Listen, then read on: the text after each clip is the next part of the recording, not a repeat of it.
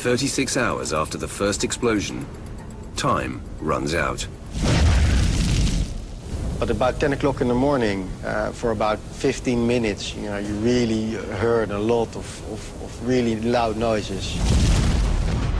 So we knew it was something was going wrong.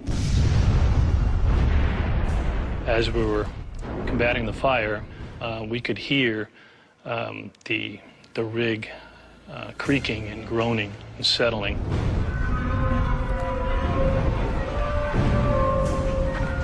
And during that period of time, there was multiple explosions, some of which was propelling debris up in the air. Just listening to this rig, you were listening to a ship die.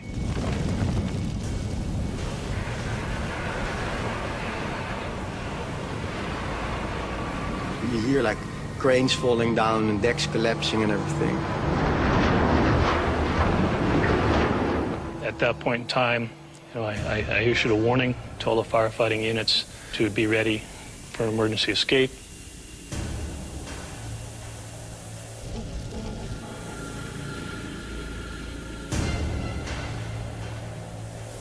Then when at 10:15 the list started changing, you started to see it changing rapidly.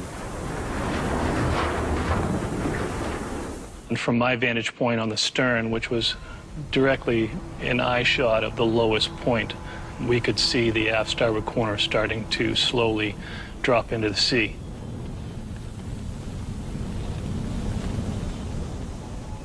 It was about 5 or 7 minutes before the complete structure went down.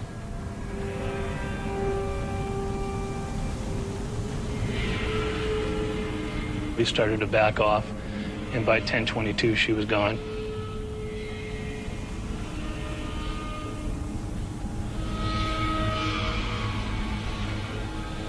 She slipped under the waves.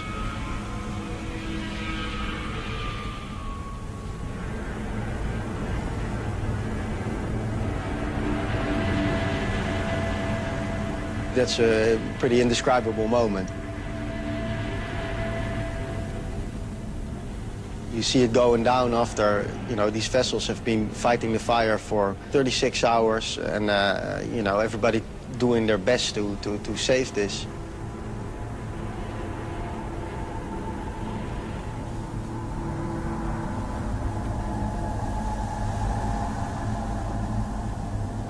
When you lose a vessel, it's a somber moment. You feel the loss. You feel the failure. I think, unfortunately for us, we were fighting a losing battle from the start.